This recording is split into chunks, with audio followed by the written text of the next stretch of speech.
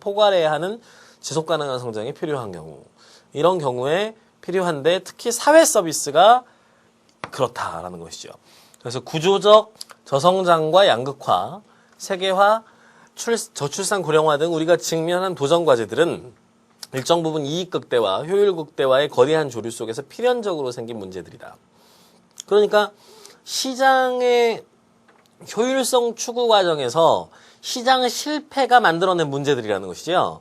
시장 중심적 구조 조정으로 생긴 문제를 해결하는데 시장 만능에 맡겨둘 수는 없는 일이다. 그렇죠. 그래서 우리 사회가 다양한 사회적 약자들에게 사회적 안전망을 제대로 제공하지 못하고 있는 상황에서 작은 정부라는 미명으로 정부 역할 축소 주장에 휩쓸리다가는 이들을 방치하게 되거나 더 많이 양산할 수도 있다. 그렇죠. 그래서 더욱이 시장 만능의 정글 상황을 그대로 둔다면 이후 사회 전체가 치러야 할 비용이 너무 많이 든다라는 겁니다. 그러니까 지금 이 두 단락에서는 시장 중심적인 문제 해결 방식에서 발생한 시장 실패의 문제이므로 시장에 맡겨둘 수 없다가 한 가지고요.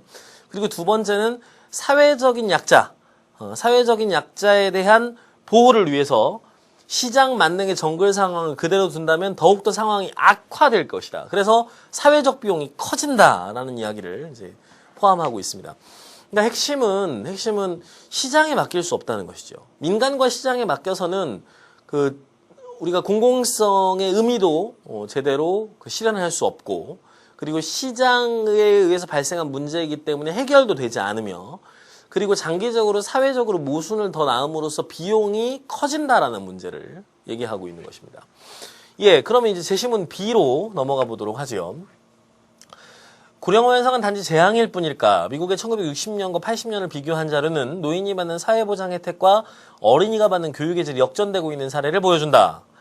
위 기간 동안 미국의 연소 인구가 7% 감소하면 노인 인구는 54%나 증가했다. 그러니까 노인 인구가 증대되면서 노인들이 받는 사회보장의 혜택이 어린이가 받는 교육의 질보다 더 높아졌다는 겁니다. 그렇죠? 연소 인구의 절대수 감소 때문에 교육의 질과 생활 환경이 악화되는 반면 연소 인구들에겐 그렇다는 거죠. 반면 사회복지 내용은 개선되어서 노인의 경우 개선되는 겁니다. 노인은 이전에 비해 보다 많은 혜택을 정부나 민간단체, 기업으로부터 받았다. 자, 여기서 주목할 것은 정부만이 아닙니다. 민간단체, 기업들도 노인을 중심으로 움직인다라고 지금 이야기하고 있는 겁니다. 그러니까 이것이 자연스러운 시장 변화의 과정에서 문제가 해결이 된다고 보는 것이죠. 쇠퇴산업인 교육 분야에 우수한 대학 졸업생은 누구도 가지 않으며 오히려 성장산업인 노인의료 관련 분야에 진출하고 싶어한다. 그러니까 고용구조도 핵심적이고 사회적으로 중요한 인력들이 노인 중심의 산업들에 지원하는 경향을 보이게 됩니다. 의료 분야는 붐을 일으켜 인재가 모이고 발전이 되니까 정부 및 민간 자금도 윤택해진다. 그러니까 지원도 많아지고 민간의 투자도 많아지는 겁니다. 시장 구조가 해결해 나가고 있는 겁니다. 그렇죠? 실버 산업도 융성해져 국민 소득도 증가하고 70세 미만의 고령자 고용도 흡수할 것이다. 그러니까 결국 실버 산업이 발전하는 것은 시장의 효율성도 증가한다는 그 분야에서 증가하게 된다는 것이고, 또한 노인들의 건강 상태가 좋아질 테니까 노인들도 사회적으로 고용하는 문화들이 늘어날 것이다. 모두 다 저절로 시장이 알아서 자율적으로 해결할 것이다. 라고 얘기하고 있는 것이죠.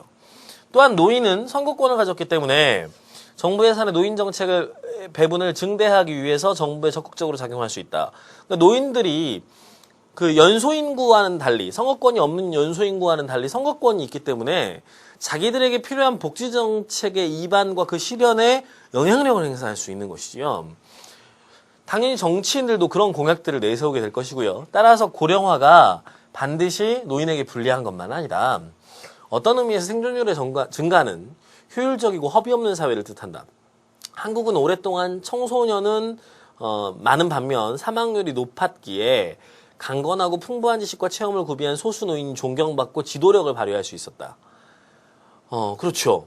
그래서 우리 사회에서는 경로 우대에 대한 그 사회적 문화들이 존재하고 있죠. 이것은 뭐 유교 문화의 영향도 있겠지만 기본적으로는 노인 인구가 희소하기 때문에 노인들이 사회적으로 축적하고 있는 자신의 경험과 지식을 사회적 자원으로서 활용할 필요가 있고, 따라서 그만큼 그들에게 사회적 대우가 주어져야 했던 것이죠. 연공서열 제도는 높은 사망률의 사회에 적합한 제도다. 그렇죠. 연공서열제도라고 하는 것은 나이가 많아질수록 사회의 조직 내에서의 서열이 올라가는 제도를 의미합니다. 그러나 장차 노인의 희소성이 사라진다면 우수한 자질이 있으면서도 그 능력을 발휘할 수 없는 경우는 없을 것이다. 그렇죠. 그러니까 나이만 많아지면 즉 나이 많은 사람을 우대하는 사회적 문화에서는 능력과 무관하게 나이가 많아지면 사회적 서열이 올라가잖아요. 그럼 젊은 사람들은 능력이 있어도 자신의 능력을 발휘할 수 있는 기회가 그만큼 줄어들겠죠. 그렇습니다. 능력에 따른 사회적 지위의 보장이 되지 않는 것입니다. 그러니까 이것은 능력본위 사회가 아니라 어떤 사회가 되는 겁니까? 그렇죠. 권위적인 위계서열의 사회가 되어 왔었던 것이지요. 그래서 이 고령화 현상이 나타난다는 것은 이런 노인의 희소성이 없어지는 일입니다. 그럼 노인이 많아지는 거죠. 그러므로 노인들에게 그런 과도한 좋은 대우를 하지 않아도 되기 때문에 사회적으로 보면 보다 더 능력 있고 효율적인 자원들을 활용할 수 있는 기회가 늘어나게 되는 현상으로 이어지게 될 것입니다. 그렇죠. 즉 고령화 사회가 보다 숙련된 인력이 충만한 상태에서 능력본위, 실력주의의 사회 성층이 조성되어 가는 것은 국민 생산성의 향상이라는 측면에서 바람직스럽다. 그래서 인구 고령화를 다만 부정적으로 보아 노인에 있어서 불리한 것밖에 없다고 하는 상식론을 탈피하여 고령화 문제의 새로운 사회경제적 의미를 찾아볼 필요도 있다라는 겁니다. 그러니까 우리가 이제 여기에서 확인해 볼 수 있는 것은 능력 중심의 사회가 된다. 그리고 시장이 문제를 해결해 나갈 것이다. 시장이 고령화 산업과 또 노인 산업들을 중심으로 해서 발전하게 되면 그 분야의 정부 지원도 늘어날 것이다. 또 정치적으로도 노인들이 스스로 해결책을 찾아나감으로써 사회복지 혜택을 늘려나갈 것이다. 그러니 굳이 정부가 나서서 시장과 민간에 개입할 필요가 없다. 고령화 사회 문제 해결 주체는 결국 민간과 시장이다. 라고 하는 견해로 집약될 수 있겠습니다. 자, 이렇게 제시문들은 분명한 그 하나의 논점을 가지고 있습니다. 논지죠. 그러면 우리가 이 제시문들을 주장과 근거로 좀 정리를 하고 주장이 어떻게 대립되는지를 확인을 하면 첫 번째 쟁점 찾기가 끝나게 됩니다. 자, 그럼 이걸 한번 도식화해서 한번 정리를 해보도록 하죠. 보십시오. 제시문 A는, A의 주장은 뭔가요? 복지는 정부의 공적 역할과 지원으로 이루어져야 한다. 정부 역할이 중요하다라고 하는 입장입니다. 그렇죠? 여기 사실 제시문 A는 노인 복지만 얘기한 건 아니었습니다. 모든 종류의 복지가 이렇게 이루어져야 한다라고 보는 겁니다. 근거는 시장은 수익성을 추구하는 것이고 효율성이 없으면 투자하지 않는다. 그래서 장기적인 국민 경제에 위해서는 정부가 나서야 한다라는 것이고요.